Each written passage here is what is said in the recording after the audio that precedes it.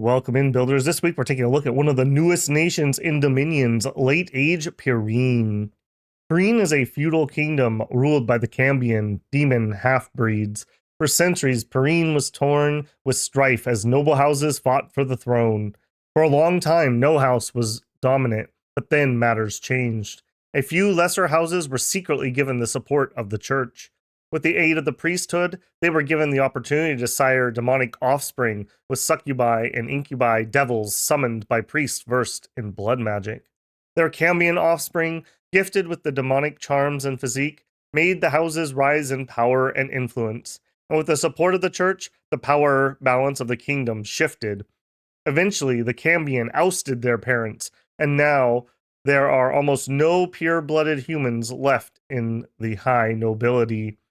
With the increasing prominence of the Cambion and the priests, the acrobats have been purged from the land, and their Siganak servants have lost much of their former influence. So Pyrene has changed quite a lot over the ages, and going from our cavemen with the friendly giants to a pretty powerhouse middle-age feudal kingdom fueled by blood and air magic of the Signaras. Now we have really embraced the blood and have a pretty tight little unit here. If you like blood, this is going to be a good nation for you. For national features, we are, as a race, humans of caveman descent with dark vision and elemental resistance. That's the bektrydes of early age and middle age. Our military is human infantry with crossbows and knights, and we have sacred demon knights. For magic, we're strong in blood, glamour, we have a bit of air, and a small amount of earth and fire. Our priests are average, and we can perform blood sacrifices. For scales and blesses, we have a turmoil limit of +1. We build standard forts of the era, which goes up to citadels. Overall, this is a pretty compact troop lineup, but it is decent, and a maybe somewhat wide commander lineup, but a little bit of redundancy up there. Let's check in and see how we are doing on sites. We have the Cambion Estates. This allows us to get our cap-only leaders and mages, produces 2 blood slaves and a glamour gem. And we have the Cathedral of the Crimson Emerald, which produces a fire gem and an earth gem. So overall, I like their income here. We do actually get a full 5 gems, and 2 of which are blood slaves, which is nice to kind of bootstrap yourself into some early blood stuff, possibly. Units and sacreds. As mentioned before, our lineup is not huge, but pretty decent. Starting up, we have the Pyrenean crossbowmen. These, again, are bektrydes, so they have their fire resistance, cold resistance, mountain survival, 50% dark vision, low precision. As a crossbow, this is fine. What I like about them is they are very cheap, 12 gold, 8 resources, 9 recruitment points. Yes, only having 8 precision isn't great, but we do have dark vision, so either underground or if we do battlefield darkness, this is going to even the playing field. And remember that crossbows add to precision, so while we will still not be as precise as other crossbowmen generally, we're not miserable at it either. We also have 11 strength and 12 HP. So again, a bektryde is just a human plus type chassis. For equipment, in addition to our crossbow, we have a mace, which we're not great with, but if we do hit, you're going to feel it. And we are armored in a ringmail cuirass and a leather cap. Pretty good equipment for a crossbowman, I would say overall. I quite like this one. Next, we have Pyrenean spearmen. This is, again, relatively cheap, 12 gold, 15 resources, 9 recruitment points. We have those same nice resistances and other traits. Unfortunately, not the best spearmen, only 13 protection. Do note that bektrydes only have 9 magic resistance. I should mention that. That is kind of a hole in our defenses. And generally speaking, our troops have about 11 morale. So not terrible, not stellar there either. The problem here is a 14 damage spear with just a 10 attack is not particularly useful in late age. Maybe you can get some repels, but the 10 attack isn't stellar.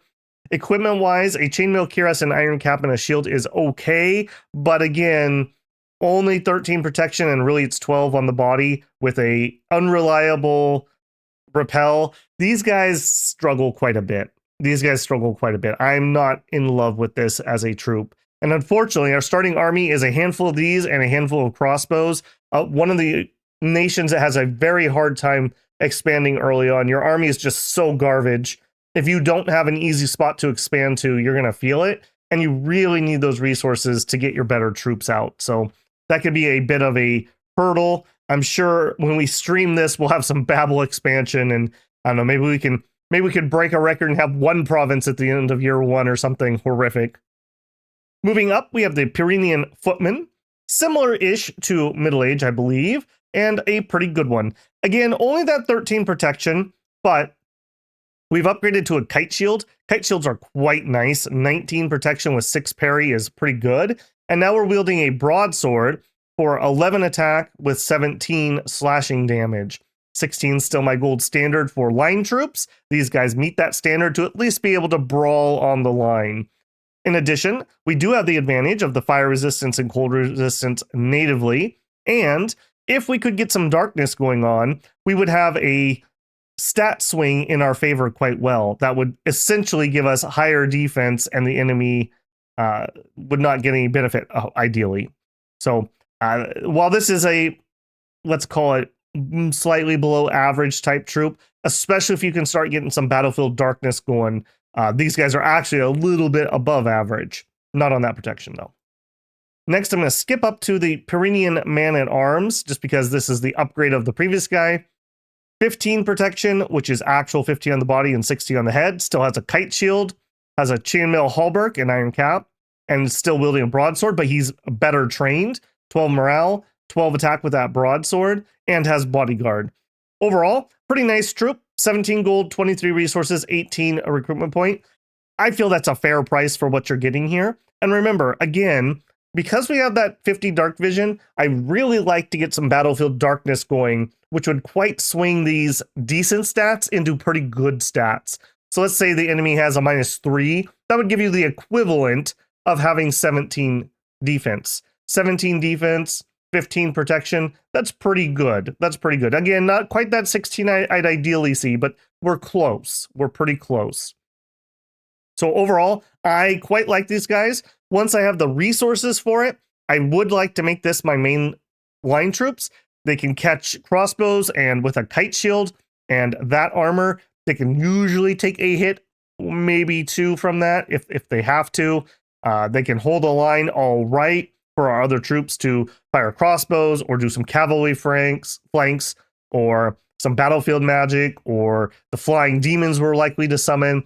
All kinds of things rely on us holding the line, and these guys can do it all right. Jumping back, we have the Pyrenian Swordsman. I love to see a relatively heavily armored two-hand wielding troop in late age. Very, very useful. 16 gold, 21 resources, 16 recruitment points. He has the chainmail halberd and an iron cap. He's traded the shield and broadsword for a greatsword, and he's decent with it at 12 for 24 slashing damage. I like these guys. Crossbows will not be your friend, so you really do not want these taking crossbow fire, but if you need something to hack apart some heavy infantry or some heavy cavalry, these guys can do it for you. 24 is high enough strength that, for the most part, unless we're moving into like super combatants, they can handle themselves pretty well. Also, if you could get them some buffs, two-handed troops love buffs. Unfortunately, we don't have the best earth access. We'd love a little extra strength here to really make them chop things up.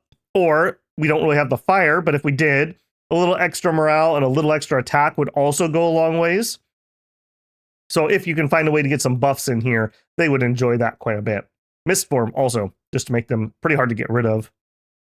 Next up, we have the Pyrenian Knight. This is a decent human-esque heavy cavalry. 18 protection, 20 on the mount. The mount is a destrier. These are pretty good as far as horses go. They do have the problem of being animals with 5 magic resistance, but beyond that, good hoof attack. They have plate barding. They're ridden by a bektryde, who actually has the fire and cold resist. Do note the mount does not. Armed with the lance and a broadsword, that they're good with both of those. A fine troop, totally usable. This is a pretty good heavy cav. And I think that while our front line is all right, it's not the killiest of lines. So somebody else is going to have to do the killing, and this is one option you could use to do that. I like these guys a decent amount. 50 gold, 58 resources, 47 recruitment points is a bit of a premium, but for what you get, I think that's a fair price. Do note here, we need both resources and recruitment points, a little less on recruit, but either way, we need quite a lot if you're going to get these guys. Finally, we have our cap-only Sacred, the Cambion Knight. Pretty darn good. Comparable to middle-aged man's knights, although not quite as good. Do note one stark thing here. It is a demon. So banish demons, smite demons, those things can hit you. But in addition, you could do things like, was it Rush of Strength or whatever from Blood would affect these guys and give them 4 strength. That would be pretty spooky. 95 gold, 57 resources, 32 recruitment points. So leaning more towards resources and money, a little less on recruitment points. Has the bektryde stats, but in addition, there are demons. So demons give you perfect dark vision. So again, another way that you could use Battlefield Darkness, but they also have the demon weakness such as Wither Bones or Cleansing or etc. etc. The Lance Broadsword is pretty heavy hitting. Again, we'd like that strength buff, but we can actually get that with blood on this troop. Plate mail, a full helmet, and a kite shield is good gear. Overall, pretty nice. You're gonna want something of a bless to really get these guys going. I don't think they need a hell bless, but they're not the worst chassis for a strong bless either. I think you would quite like these guys. So I think there's a lot of room for various blesses here. Do note your black goat is sacred, does have cold resistance, but does not have the fire resistance, is not a demon, so you don't have to worry about that, and actually has pretty good magic resistance for a mount. So he has 13, as does his rider, and ironically enough, he's an animal, so he has that weakness, and your guy on the top is a demon, so he has that weakness. So a little bit of sketch there, but overall, a pretty usable sacred. I like him quite a bit. Heroes, Commanders, and Prophet. For heroes, we have 2. We have the Red Mistress. This is a special succubus and does bring in some nice things here. 2 fire magic in nature, 3 glamour, 4 blood. So pretty strong mage just on her own. We don't have great nature access, so if you wanted to do something like crossbreeding, this is one area that you could get access to that. Does have the typical succubus traits. So she has a stealth, she has fire resistance, she's flying. This one is unseen, which means you're essentially invisible until you're hit. So -9 to attackers. Pretty nice there. Is a demon, of course. She can scale walls. That means when things are under siege, you can still use your assassinate/seduce attempts.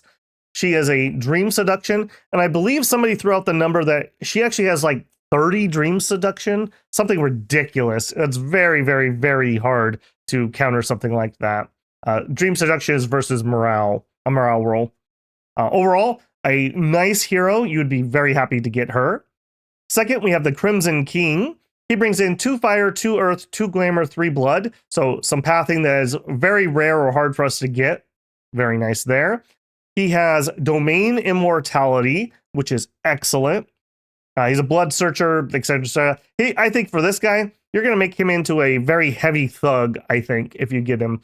The combo of fire and earth and glamour is a great combination. Do note, while he is sacred, he is not a priest, so he cannot bless himself, unfortunately. Flask of holy water could be something interesting here. He rides a black goat, same as what we've seen. Moving into our normal command line, we have our commanders. We have a Pyrene scout. This is a bektryde scout unit. He is 35 gold, 4 resources, 1 recruitment point. Better than normal human scouts for the same price. I love it. Next, we have the Pyrene Castilian. This is a foot leader, unfortunately with only 75 leadership. That's a big oof. I really wish he had formations. This guy would be much more usable. Does have the bektryde stats. In addition, castle defense bonus of 10. That's pretty handy. siege defense here is 5.7. So pretty good there. Pretty good there. A lot of castle defense on this troop. Does have heavy armor, heavy ish armor, and a decent weapon, so he can protect himself all right if something flanks him. Next up, we have a Pyrene Marquis. This is our cavalry leader. He is similar to the heavy cav we looked at before, but the leader version. Does have 100 leadership. We'd like to see that. Has the bektryde stats, otherwise the same as before. He's a fine leader, only 14 map moves, so not exactly speedy, but if we look at our troops, 15, 13, 13, 11, 11. We're not a speedy army. Even our calves, 14 and 16. So that's totally fine. That's not really going to change much. Next up, we have a Pyrenian priest. This is a Blood 1, Priest 1 Sacred bektryde troop. He has 7 research for 48 gold per year. Quite cowardly and only 9 morale. That's not a huge problem. You're not going to be taking Blood 1s into combat unless generally you're using them as Sabbath slaves. So that's not too painful. The 7 research for 48 is nice and efficient, if not slow. You can get 1.5 of these in your capital or any other citadel. So you can actually get them relatively quickly, but not a powerhouse researcher by any stretch of the imagination. Possibly give him an imp to give him +3 research. Could be one avenue. We also have air magic, so we could give him a quill. We also have glamour. He can't use the dreamstone, but other people could. So a lot of research item options on this nation. Next up, we have the Cambion Count. This is the better sacred leader. He has glamour 1, blood 1. He is sacred, but is not a priest. Has the bektryde stats. And is riding our sacred mount. Overall, I like these a decent amount. It's unfortunate, ironically, that they have the blood because we have to pay for the blood. I don't know if this guy ever really uses blood. The glamour 1 is quite nice, though. You can spam warrior illusions or give yourself personal luck or things like that. So gives him a use in combat. Does have 21 protection, so unlikely to take just a single bolt and die. Does have that kite shield. Has 100 leadership, so we have formations. I like these guys quite a bit. Probably my default leader if I have the money, because they are pricey. 280, 57 resources, 2 recruitment points. Next up, we have the Blood Bishop. Blood Bishop is a Glamour 1, Blood 2, Priest level 2, bektryde. Is 285 gold, so he's not cheap, unfortunately. But you get a Blood 2 guaranteed, which is kind of nice. We can do some decent blood summons with Blood 2s. Priest level 2s allows Sermons of Courage. We're not particularly cowardly, nor are we particularly brave, so we would appreciate that. In addition, if you have to do some banishes of your own, this guy's decent at it, and he's not restricted to cap only or anything like that.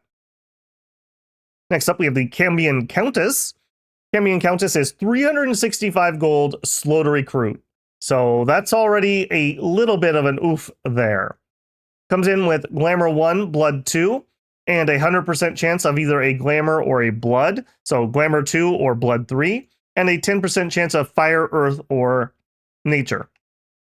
13 research for 143 is not efficient, and she's slow to recruit, not a research mage.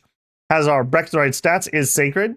Does come in with Blood Searcher 1. If you did luck into a Blood 3, that's already the equivalent of a Blood 4 Sight Searcher. Pretty darn nice. She would not really like to get caught and have to fight. She doesn't really have much, but does have Glamour. Glamour allows you to spam those warrior illusions, makes you much harder to die in blood hunting incidents. She does also have Adept Crossbreeder. Note you can only use that if you get the nature, so it's unlikely to happen. A little unfortunate. That's part of what's pushing up her price a little bit. Next in, we have the Cambion Queen. This is a cap-only mage. 535 gold, slow to recruit. Does come in with Glamour 2, Blood 3, and a 100% Fire, Earth, Glamour. 10% chance Fire, Earth, Nature, Blood. So quite strong here. We have Blood 3 right out of the box and Blood Searcher. So very, very strong Blood Searcher. If you need quality Blood Searchers instead of quantity Blood Searchers, I think you'd do all right using one of these if you'd like to. Adept Crossbreeder 5 is pretty strong, but again, you need to rein them into a 10% to actually be able to use it. So your mileage may vary on that one. Next up, we have the Cambion King. This is a cap-only Sacred Leader. He is 590 gold. So we're moving to a very pricey chassis here. 4 recruitment points. So slow to recruit. Comes in with Glamour 2, Blood 3, 100% of Fire or Earth, and then a 10% Fire, Earth, Glamour, Blood. Now, you might look at this chassis and think, oh, okay, some Earth on that. We could do like Bewilderment, the other Glamour buffs. We could do the Earth stuff, and then maybe he could like be a Thug. He has 10 morale. That is very dangerous on Thugs, because Thugs are likely to get surrounded, and then sometimes you may have to retreat, and you are likely to retreat at 10 morale. So at minimum, if you wanted to try to use them that way, I think you would need to look at something like Ring of the Warrior or a Burning Pearl or something that's going to give you some morale. I would want at least 13 plus morale probably for such a slow to recruit, expensive chassis to have him go fight. Yeah, that's iffy. As a battlefield mage, again, 590 gold for Glamour 2? Unless you're doing blood stuff, I'm not really in love with that as a battlefield mage. Just to do it here, at least this is like 60 gold less for the same amount of Glamour. So that's a little oofy there. Next, we have 2 non-fort recruits. First is the Pyrene Monk. This is a kind of surprising, nice little guy. He's only 130 gold, so pretty cheap. 2 recruitment points. Has 7 research for 52 gold, so still nice and efficient. And he's got Glamour 1, Blood 1, Priest 1. That means if you do use this guy as a Blood Hunter, he has the Glamour 1 to protect himself, and he's pretty dang cheap. So him plus some bodyguards, plus casting 5 rounds of Warrior Illusion, he's pretty likely to survive most of the easier blood hunting events that can happen to you. So if you need quantity and not quality on your blood hunting, I actually like this guy quite a bit. And he's outside of Fort Recruit. Do note you will need a temple and a lab to be able to recruit these guys, but pretty nice, pretty nice. Secondly, we have the Sorgina. Again, a non-fort recruit. Note, not sacred, so you only need a lab to recruit one of these. Man, how far these ladies have fallen. How far they have fallen. Does have only 160 gold price tag, so pretty cheap again. We get 11 research for 128. So just on the other side, it's a little inefficient, but not terrible, and it is faster than going the monk route. She comes in with Air 1, Blood 1, and 100% of Fire, Air, Blood. So you could get an Air 2 or a Blood 2. If we want to do a lot of good summons, we kind of need Air 2, Blood 2 to do Storm Demons, or we need Blood 2 to do other things. So you may want to think about how you're going to get these ladies some boosters, but that's fine. Another thing, we could either Storm Power and or we can Sabbath up into putting up Storm and Storm Powering. But this is actually a surprisingly usable combat mage, especially if you can do Storms. And they can guarantee they can do Storms via a Sabbath, although it would be rather painful. You would have to do 4 Sabbath Slaves would take you to Air 3, and I believe at Air 3 you could spend 3 gems to put up a Storm. 3 air gems, do note, something we don't natively have. So a little difficult there. You'd like to at least lead that Sabbath with an Air 2. Then that same one would only need, I believe, 2 air gems to put up Storm. So pretty good there. In addition, they can shapeshift into a black cat. I believe the black cat has stealth, so you can sneak around and do some site searching, or sneak around and have some combat mages show up where maybe people are not expecting them. They have mountain survival, forest survival. They also have better dark vision than a lot of our troops do. Overall, pretty good. And you can recruit them outside of forts. So with just a lab, you could start getting these. I think that maybe tips it towards some early like cap circle labs, and then recruit a bunch of these to do your research while you're getting other army things out and ready. You need people to bless your sacreds, you need troops, you need leaders. This kind of frees up your cap so you can still get some research out, and they're pretty cheap. So 160 for 11 is not a bad upfront price, even if they are a little inefficient. But they're a little inefficient, and they can turn into combat mages later on. So I think that's a decent trade-off there for them. As for national items, we have no national items. I do want to call a couple things out here, though, on this nation. We have at least Earth 1, Air 1, Blood 1, Fire 1, Nature 1. So we can make quite a few small items, utility items, and I think that a lot of those are really helpful. Obviously, just whatever weapon you can get to arm some thuggy type people could be good. We do have the Earth 1, so we can make great swords of sharpness if you need this. And we have some okay people that could wield this to chop up, say, a monolith or something like that. We do have Air 1. Air 1 would allow you to make something like the True Shot Longbow. That gives you a range 50, precision 30, ammo 12 bow. Remember, if you have a leader that has a bow, you can do fire rear, something that's pretty rare, often very inaccurate, but with 30 precision, you actually have kind of a laser-guided arrow here. Could be kind of interesting.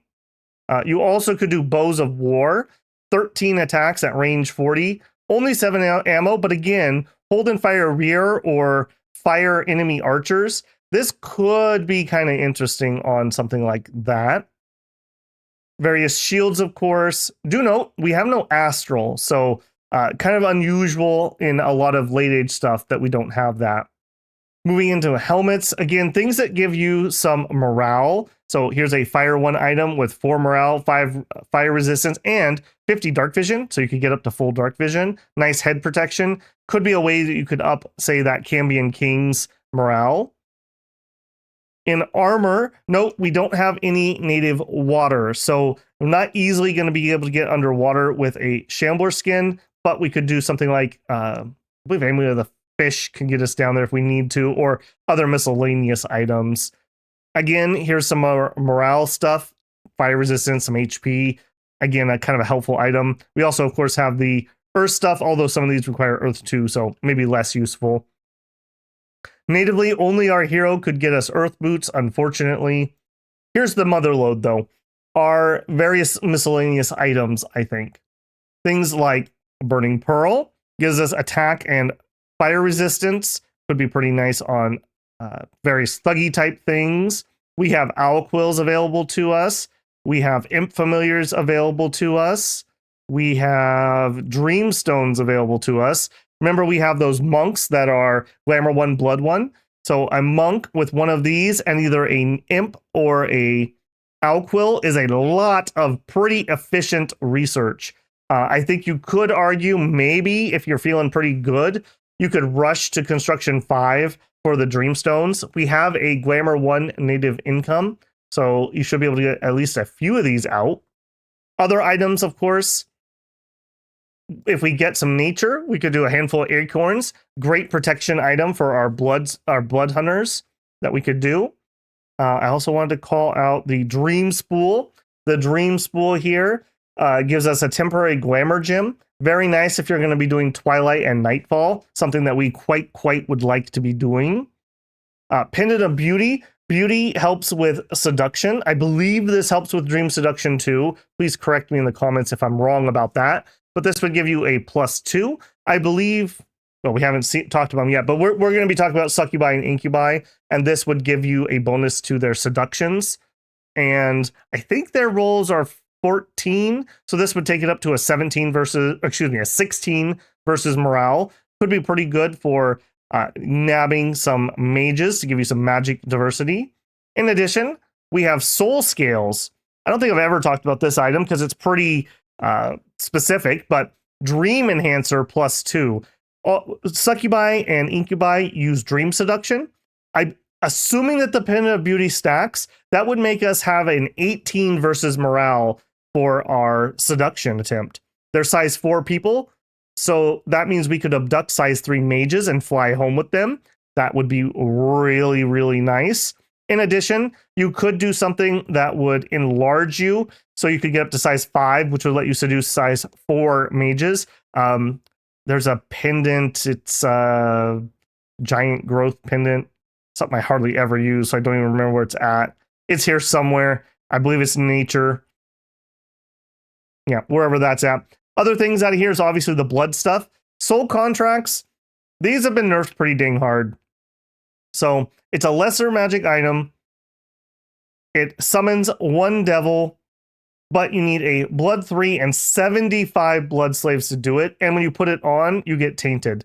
I believe the mean time to have a horror show up and kill you as a tainted is like 15-ish rounds. So is 15 rounds of summoning in a devil worth it? I don't know. Devils are pretty nice. We do have other demons, so we're already going to be getting banished and whatnot. So having more targets for them to have to kill is probably to your benefit. That's one thing you could do there.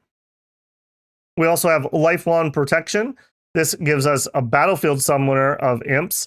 I think this one's a lot less useful, frankly, but it does exist. Other things, of course, the sanguine dowsing rod for getting that. There it is, bloodstone. This requires a Earth 2, Blood 3, so our hero could do it natively. Otherwise, we may consider trying to empower someone up to Earth 2 to get this. Gives you an Earth temporary, or gives you Earth magic and an Earth temporary gem. So our Earth randoms now could actually do Earth battlefield magic. We would love temper armors and giant strength. We would absolutely love those two buffs. So this is one way we could work our way into that. I should also call out, there is the armor of Twisting Thorns. Requires you to have Nature 2, Blood 3. So again, we would be having to hit a 10% and empower someone in nature. But if you did get there, that would give you some extra blood magic and some extra nature magic. Could be pretty handy there. Going into magic, we actually have 2 national spells, and both of which are in blood. We have a national incubus and succubus summon at blood 0. So you start the game with this. Requires blood 3 and a glamour. We can definitely get those pretty easily. I believe they're exactly the same at 66. Incubus obviously is a male demon. Succubus is a female demon. If we want to see those right here, here's the incubus. He has slightly better combat stats. I believe his strength's a smidgen higher. His attack maybe a little bit higher. Has that dream seduction. Do note they scale walls, so even while you're sieging somebody, you could be extracting mages from them. Is unseen, again, makes it very hard for them to hit. Do note they don't have a body slot. So something like the, what is it, Iron Face helmet that gives you iron skin, or the Stone Flesh boots, which gives you stone skin, could be an investment. I think those are hard for us to make, but would actually make them pretty safe. If they fail their seduction, it goes into an assassination attempt. If we do go into assassination attempt, though, we have Glamour 2. Again, Warrior Illusion spam generally can win most assassinations if we have to. Also, with, I don't know if Incubi get this, but for Succubi, we actually have a new thing where as she's seducing people, sometimes she'll have some progeny. So we'll have Cambion progeny, which is here. This is a blood 1 with a 3 independent 25% chances to get magic. Fire, Earth, Glamour, Fire, Glamour, Blood, Fire, Glamour, Blood. So you could hit all 3 of these, making a pretty good mage. You could hit none of these, making just a blood 1. They have fire resistance, they're demons, they have good dark vision, and they're blood searchers. Overall, would I like to get a free mage? Yes, I would. They do seem to have, I didn't get one in my test games, but they do seem to have upkeep, which sucks since they are kind of free spawny things, but that's okay. It's still a mage. At absolute worst, you have a blood hunter that you could do something with, and at best, you hit a few of these randoms and you could get a pretty nice little mage. So, no, their parent does not need to be a mage or anything. So you could just have a succubi going around doing indie commanders and getting extra free mages. In the early game, you would sure like that. Now, the summon is 66 blood slaves, so you're going to be already pumping up your blood hunting before you're going to have that. But I do think that's something nice. If you have nothing else for them to do, they can at least work on grabbing random indie commanders and producing some progeny. So pretty interesting there. Pretty usable. Other magic that we're interested in, I think we're very interested in Twilight and Nightfall. We can natively get Glamour 3s, or we could Sabbath, or we could spend gems, etc., etc. Twilight, of course, gives us a little bit of darkness. It's only a -2. Gives everyone else Glamour +1. And Nightfall goes into darkness, although it's only a -3 darkness. But still, for our troops who have 50% dark vision, I believe they have a -1, whereas everyone else will have a -3 from that. And of course, if you have anything that has dark power, they would get that buff here. Quite would like that. Yeah, very, very nice there. Beyond that, other glamour buffs out of Alteration would sure be nice. In Conjuration, not actually that useful for us, I would say.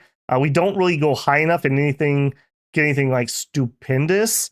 Trying to think if there's anything I would love. Obviously, Storm Power. If you do go for Storms, that would be pretty handy. Obviously, Storm here in Alteration. At Alt 5, you get Storm in addition to Nightfall. So you're going to be pathing that way most likely anyways. So you'd like that. Going into Evocation, I do think we have a okay Evo lineup due to the Glamour. So Ephemeral Bolt. This is a magic resistance negates, but if it doesn't, it's armor negating false damage. False damage is still very, very strong. Also unlocks Dance of Ephemeral Swords if you're doing any thugging type things. We also can do Clouds of Dreamless Slumber. This is unlikely. We do have air, but we don't share the air on the Glamour. But some boosting, etc., could be something of interest there. Ephemeral Blast, very strong combat spell. Again, even our Glamour 2s under Nightfall, or excuse me, under Twilight are Glamour 3s. So you could spam Ethereal Bolts. This is an AoE 4+. Note the plus, so we could Communion up, or Sabbath up, and do some pretty large Ephemeral Blasts out of that.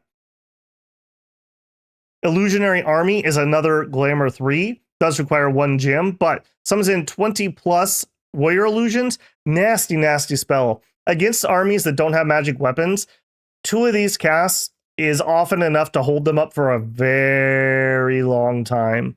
A very long time. And you could be chucking Ephemeral Bolts at them. You could have flying things or flankers going in. Quite difficult to deal with. We can summon in False Whores at 6. A very, very spooky chassis. Unfortunately, we're probably not going to be able to get up to Wailing Winds. That's a far way to go, although we would quite love it if we could. Going into Enchantment. In Enchantment, I think we're looking at the Glamour stuff mostly. We do have a chance of beginning a Shroud of Splendor. Shroud of Splendor gives Awe. We also could Gift of Splendor. Again, very low chances, but if we get lucky with our randoms, could do that. Shroud of Bewilderment for thug type things is very strong to do that. They'll make them do random things, hit friends, buys you a ton of time as a thug. We can cast Fey-Eyed Warriors, which allows us to have True Sight if that's relevant to us. Going up to Thaumaturgy. Again, I think we're looking mainly at the Glamour stuff here. We have Despair, of course. Luck buffs would be rather nice. We can do Slumber if we're fighting things that have low magic resistance. Visions of Death. This is a spell that doesn't get talked about too much, but this is basically budget Soul Slay. It does 100% precision, 25+ armor negating false damage. It is a magic resistance negates, but we could spam this all right. We could spam that all right. Charm, Mass Confusion, Battle Fortune. We would quite like that. I also would like to call out a spell I've never actually cast myself. Dreams of the Awakening God is pretty high in glamour, but we are a blood nation that has blood sacrifices. Dreams of the Awakening God, all provinces without friendly dominion have an 85% chance of getting 1 dominion spread. So that means that every turn, every province that does not have your dominion has an 85% chance of having a dom spread. Now, that doesn't mean it automatically negates a candle. I'm pretty sure you still have to do the conflict roll here. However, this plus some actual like concerted blood sacrificing, I think this is one of the strongest nations for dom killing. weirdly enough. In addition, you could do an obfuscating bless, and we could have stealthy holy level 2 bishops that could preach on enemy territory. So stealthy holy 2s, in addition to bloodsack, in addition to this, I think this is one of the best Dom kill nations in the game. I think that's very, very strong. High glamour has some good blesses. Something like Dread maybe would be fine on our sacreds. So that could be something. You could do a meme thing and have like flying demon goat cavalry. Could be something. Could be funny. Just food for thought. I've never actually cast that spell, and I just thought that was kind of a cool one I noticed when I was looking around, seeing what we wanted to do. Finally, in blood magic, in addition to our 2 national spells, which I do think, especially the succubus, very, very strong here. Getting that progeny spawn is really nice. I don't think that's unique to us. I think all succubi get that. Just we are likely to have succubi because of how easy it is for us to do. I should note in here, obviously Sabbaths, of course. Reinvigoration. You do this at the end of your Sabbath script, and we kill a slave and we remove all fatigue. This will go down to your Sabbath slaves. So at the end of round 5, essentially, you can reset your Sabbath as they go off script. Very, very helpful to keep them alive. We do get blood, fire, crosspathing. One of the few blood spells that doesn't actually cost slaves. Blood Voil is high fatigue, which does suck. Although high blood people aren't going to have that problem as bad. It's an armor negating, magic resistance negates, 11 plus fire magic damage. So if you have like a blood 3, this would be 12 or 13 fatigue. Pretty spammable, actually. Kind of an interesting little spell. In addition, obviously in the early game, we have 2 native blood income. So we could do a little bit of like some imps, some battlefield imps. We could summon a shadow imp scout if we wanted to, although we have fine scouts, so that's kind of whatever. At 2, I think the most interesting thing here, we have Agony. Agony is 4 plus size, and it does 1 armor negating damage. It is a magic resistance negates, but remember, you still get your DRN on top of this. So it's 1 plus 2d6, and it has Major Fear. Major Fear, again, just stacks in really nicely. We could do False Horrors. We could stack it with this. We could do Blood Rain. We could do some morale plays. You could make a Pretender that does Wailing Winds. Would be another nice little stack there. Another one I want to call out, Bind Fiends. I actually kind of like Blood Fiends on this nation. Just like in Middle Age, we were kind of Storm Demons was our unofficial national spell. I kind of feel like Blood Fiends are our unofficial spell here. Blood Fiends, 3 Blood Slaves, and you get 1 Fiend of Darkness. A Fiend of Darkness is this guy right here.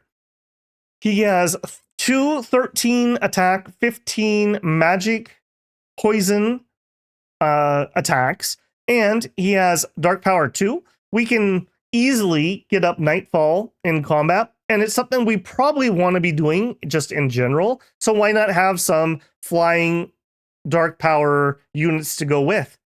This is 3 Blood Slaves for one of these is fine. I mean, that's 10 HP per Blood Slave. That's great. They're flying chassis. They're also stealthy, so people won't necessarily know that you're running around with these. Interesting, at least. Interesting. So remember, for the Dark Power, I believe that adds to attack, defense, and I think strength. So pretty dang good. That takes us up to 15 attack and 17 damage, and 15 defense with 10 protection.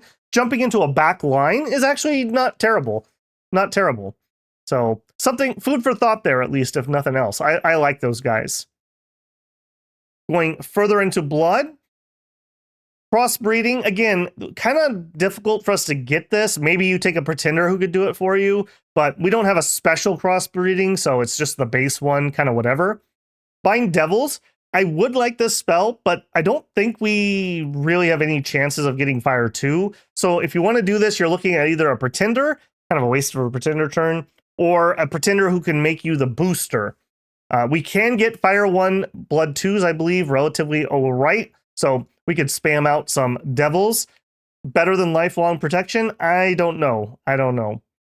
Blood Feast allows you to clear off afflictions from people with Blood 2. So if you are making thugs, that's one thing you can do to help yourself out. We could do Serpent Fiends up here at 4. I don't love this one as much. These only have 1 attack. Yeah, I'm not sure I would take that over just the normal Fiends. Maybe they're kind of difficult to deal with. Bloodlust gives us strength to our demons. Do remember our sacreds are demons, as are our mages and whatnot, so thugs. So nice, easy way to do a battlefield-wide strength buff. Pretty handy there. Again, with some work, we could do storm demons. So our Signoras are either going to be Blood 2, Air 1, or Blood 1, Air 2. So you're looking at needing boosters if you want to manufacture these. Not nearly as easy as it was in Middle Age, but we're interested in Storm vaguely. So if you're going to go that route, Storm Demons would not be terrible. We'd like to do Blood Fecundity, but we can't do that natively, unfortunately. We do have a tiny chance of getting some Earth. So again, if you had somebody else to give you a booster, we could do Blood 2, Earth 2, Demon Knights. 15 for 1 is expensive, but they are pretty tough. They are pretty good. And we already have other demons. So these guys are harder to ninja sniper out with just demon spells. So could be something there. We could do Rain of Toads. Rain of Toads is great for shutting down enemy capitals. 3 turns of this, and they're over 100 unrest, so they can't recruit anything. They have bad fortune, and you've diseased all their researchers. So it can be pretty crippling to do this to somebody's main recruitment sites. Pretty dang crippling. We have Bloodletting. Bloodletting hits the entire battlefield with 1 damage. Could be pretty nasty.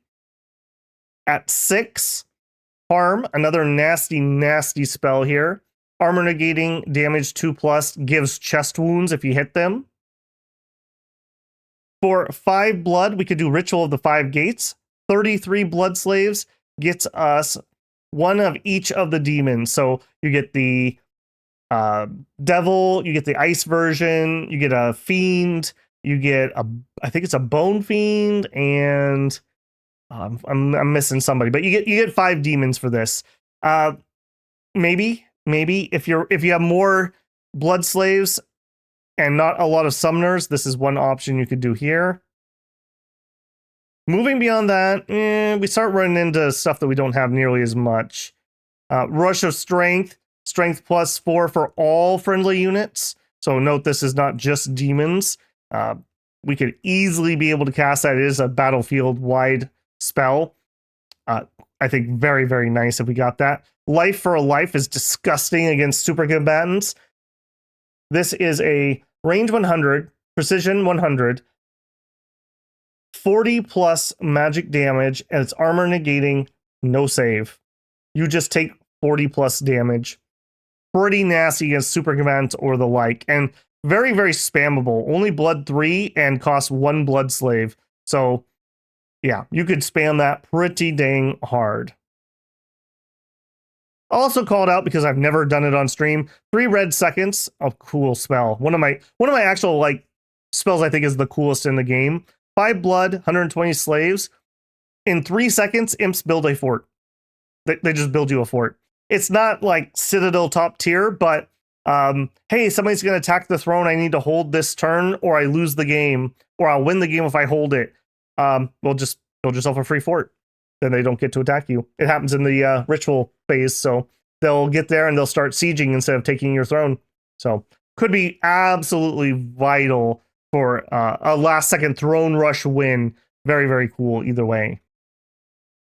Okay, let's bring all of that together. Late Age Pyrene is a blood powerhouse. Unfortunately, a blood powerhouse that relies mostly on generic summons. So you're going to need to pick your flavor of that to make it work. We don't have a ton of magic variety. What we have is okay, but we would love it if we could get some more magic variety, either via our god and some summons, or perhaps using our succubi and incubi to steal other people's mages to open some, hopefully, summons up so we could get some more. But either way, we'd like to do that. Our army is decent, but not stellar. Our sacred is good, but not amazing. So overall, a very solid nation, great themes, very evil. it's very rare in Dominions that we have an actual pure evil nation, and I would argue that this one probably is pretty dang evil. Strong blood hunting, something we're quite good at. Yeah, no major weaknesses other than, I would say, okay troops, so we just don't have something stellar, and bad magic variety. So we're going to be looking at getting that blood engine pumping, fuel that blood emerald as you do. Let's take a look at gods. Pretenders and scales. Remember, we have a turmoil limit of +1, so we could go down to turmoil 3, but only up to order 1. No other scale changes there. Overall, we are going to do a lot of blood hunting. We also need a decent amount of resources, and we'd like to have some recruitment points. So if you could swing it, I think we would like blood hunting scales, which generally is order and some growth. That'd be ideal. We have demon troops, so going up to magic 2 would give us a -1 magic resistance, and our troops only have 9 magic resistance. So I think magic 2 is a very dangerous game to play. Frankly, I don't think I would ever take that. That's pretty spooky. There's one exception, that's why I kind of hesitate there.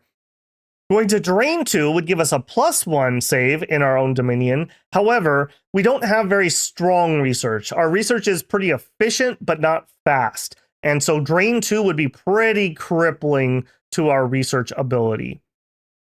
Overall, I think we, at minimum, need at least some production, probably production 2, especially if you would like to get a lot of your sacreds out of your capital. For chassis, we have a pretty good variety here, I would say. Starting down in Dom 1, we do get the Master Alchemist. I do like the alchemy spells. This is a way you could get some money.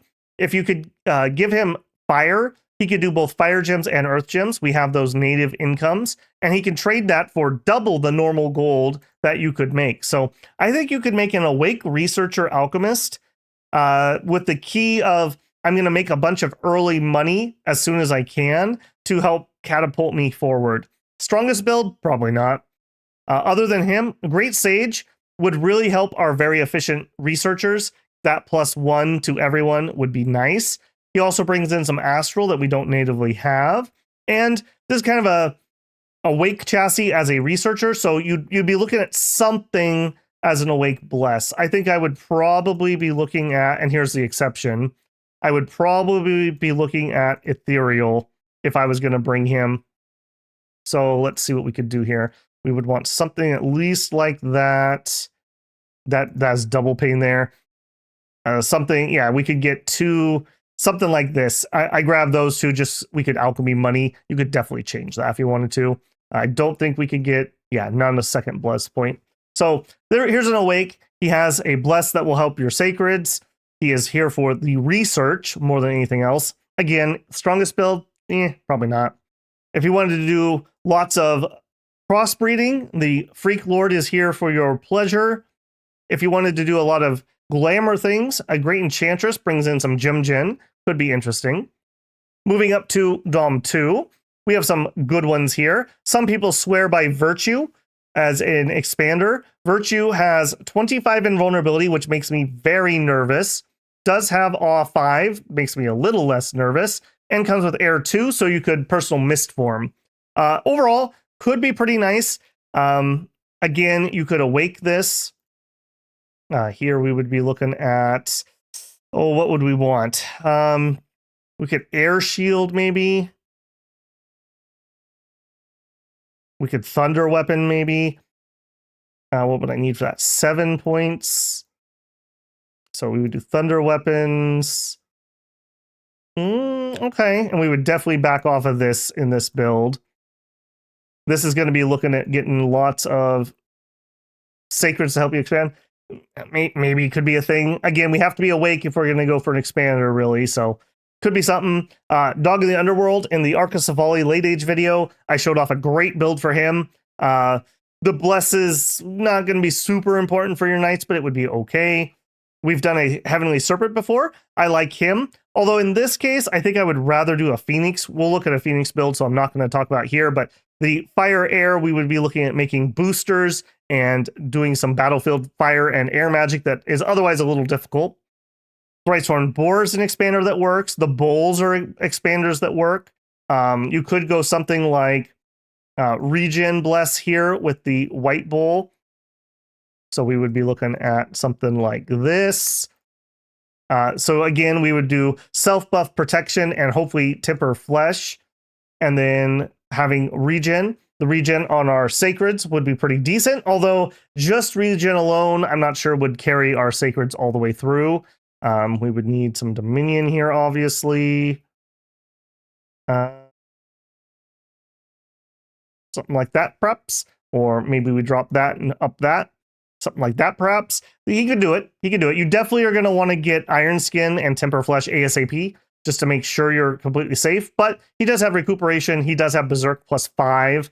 So Berserking takes him up to 17. So he's going to be low-ish on protection. You could alternatively try to add Hard Skin here, but that's going to get very, very pricey. Something like that. And then we're going to have to bomb our scale. So I don't know about that guy. I'm going to show a Demiurge build. I don't think I like it, but it's something. Here's the actual Hound of Hades, not the Dog of the Underworld. Excuse me. I said that wrong previously. You could bring in a Eldest Cyclops. I think Eldest Cyclops could be interesting. You'd be looking at making the boosters that we otherwise can't build here. He has a resource bonus and he's a Master Smith. We get to add to the paths he knows. So we would need him to be Air 3, Fire 3, and at least Earth 2. This allows us to get Fire Booster, Air Booster, Earth Booster, and anything else would be bonus from there. Come up with some kind of bless you could do. For him, I think you'd probably want to go Dormant. So you have a lot more points to play around with than you otherwise might. Moving past him. Again, I'm going to show a Phoenix, so we're not going to talk about that here. Again, we want production, so I'm not sure about the Sloth here. Moving up to Titans.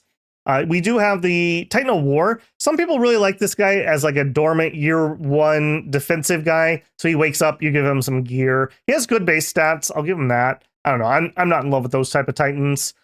We do get a unique Mother of Storms.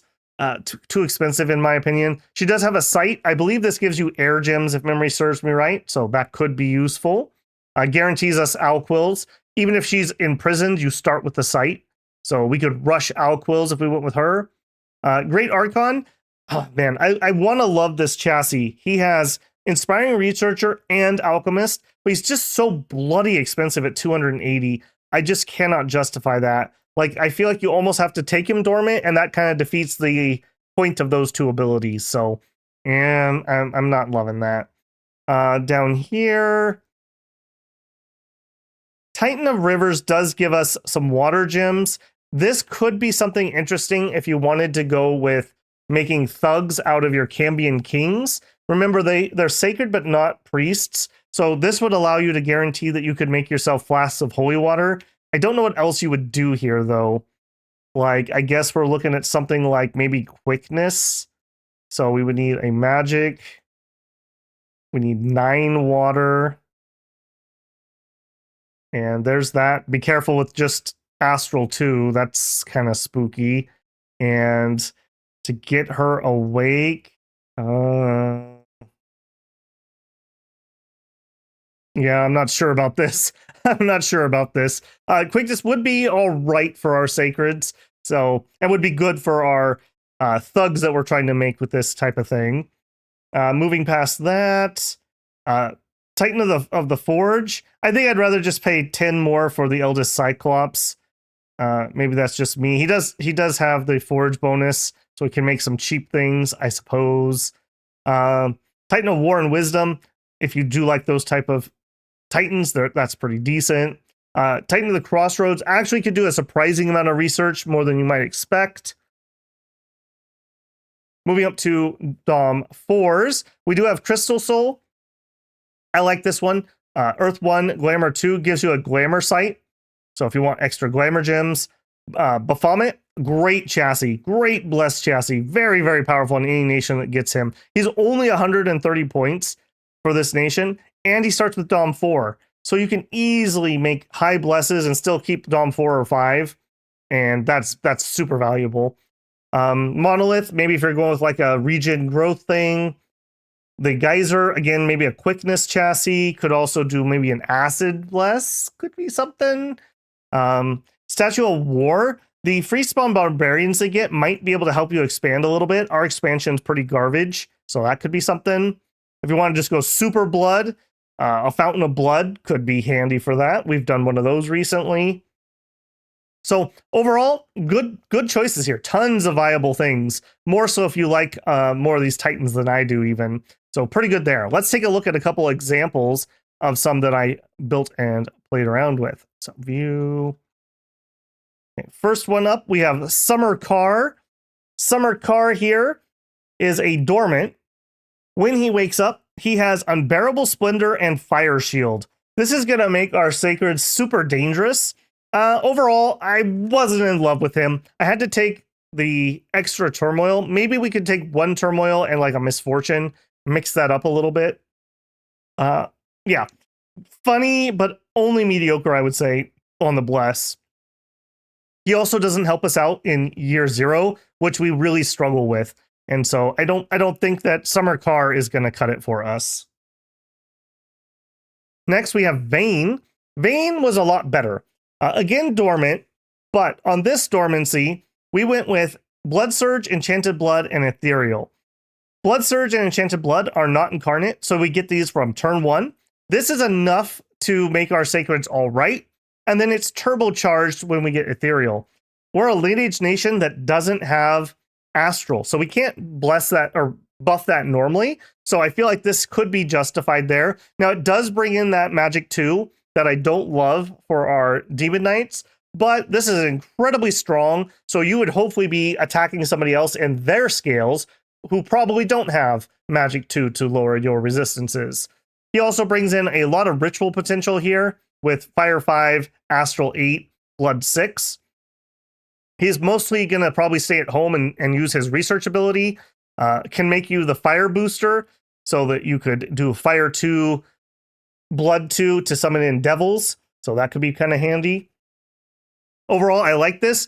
Heavy Cavalry that's Ethereal is disgusting to have to fight. And the Blood Surge does give you an extra, the Enchanted Blood gives you an extra magic resistance to help negate a little bit of that Magic 2 penalty. Overall, I like Vayne here. He was pretty good. Next up, we have Lion But Snake. Lion But Snake. This was my attempt to use a new chassis that we haven't done before. He's no Dave the Lion. Let me say that. I had to trash my scales. Absolutely trash them. Maybe if you gave up on the idea of taking Dread, you could salvage these scales. But Hardskin gets him up to 22, and then obviously you buff yourself up to about 27-ish, so he'll be safe there. The chassis itself comes with Regeneration and Awe. I figured, well, we need something to actually win a fight, so that's why I added Dread. So between Awe and Dread and Regen and High Protection, and you're going to be able to give yourself Aura Bewilderment. We could try for some other glamour buffs. He's pretty all right. He does have a little bit of affliction resistance because of the high earth. I think this is too much though. I did not try him as just a hard skin expander, dropping the Dread.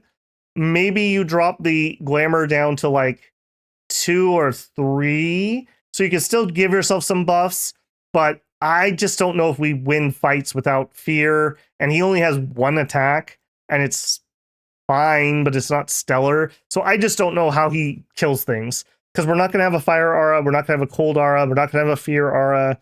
Yeah, I don't know. I wasn't in love with this. I'd love some improvement ideas here, because I do think this chassis has some potential. I just needed to find a way to let it expand, and I'm not sure I did it in this incarnation. Finally, we have Swan Song.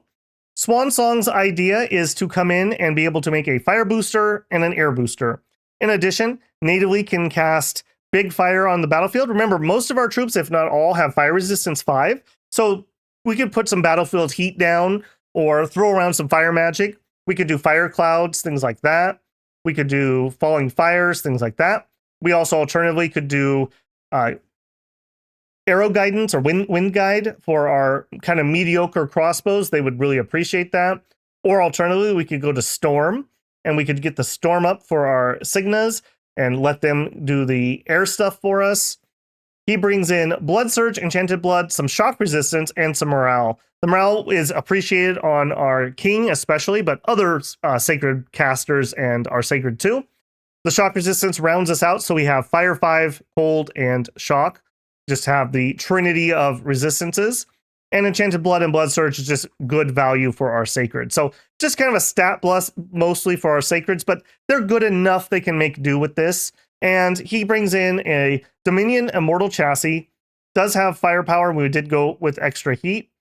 Yeah, I liked him well enough. He's also supports our scales for some blood hunting. Has the order, which helps the unrest. Has some growth to help counteract both our heat kills and our blood hunting.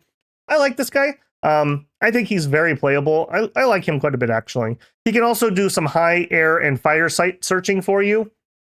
Maybe we could get some gems and do something there. The high fire would allow us to summon in fire spirits, which are fire 3 mages themselves. And the fire 3 mages would allow us to do flaming arrows on our crossbows, would allow us to do the battle fury buffs, which is +2 morale and +2 attack, would be very appreciated on all of our troops, really. And then, of course, the air would allow us to do Army of Fog, Levitate, Storm. So he brings in some magic variety and high enough that we could do battlefield stuff with him. So I like this guy quite a bit. I like the idea of the Immortal. I had a discussion with somebody lately about maybe I'm undervaluing how much Dominion or Immortality is worth. So could be something interesting. Of the ones I tested, I liked him and I liked Vayne, I think, the most. Summer Car has some potential, maybe, but I don't know. It was year 1 was absolute garbage, both of my test games. And with my luck, it'll be even worse on stream. So I need something that can expand in some way. That would be rather helpful. In conclusion, as one of the newest nations, I think Late Age Pyrene shows how much the devs have learned over the decades of doing Dominions about making good nations. I think this is a solid nation. They have some flaws. They have some strengths. They are not the most unique thing ever, but I think they definitely have their own flavor. So quite happy with them there. I think if you want to just do strong blood, these guys do strong blood. And I think that's nice to have a straightforward plan sometimes. And cavalry, especially heavy cavalry, is still very good in Dominion 6, whereas other cavalry has kind of been made mediocre at best, in my opinion. All right, builders, that's going to be the end of the blood orgies here. Hopefully you enjoyed it. Don't forget to leave a like if you enjoyed the video. If you're not a subscriber, I hope this is the video that's earned your subscription. I'd love the discussions, love to see you live. Come and join us. We have so much fun on stream. If you'd like to go above and beyond, you could leave a super thanks on the video. You could join me live for a super chat, or consider becoming a channel member. As a channel member, you get early access to videos such as this, or whatever else I'm working on. In addition, you have access to my Discord. Everyone does, but a member can link their Discord in YouTube and gain access to the file channel where you can download things like the island maps that we played in Dominions, or files from other games that we're playing, such as Turn Zero save files or blueprints, etc., etc. All right, builders, I'll see you on the blood fields. Be careful of those goats. Don't trust a goat. Trust me. They're going to get you in trouble.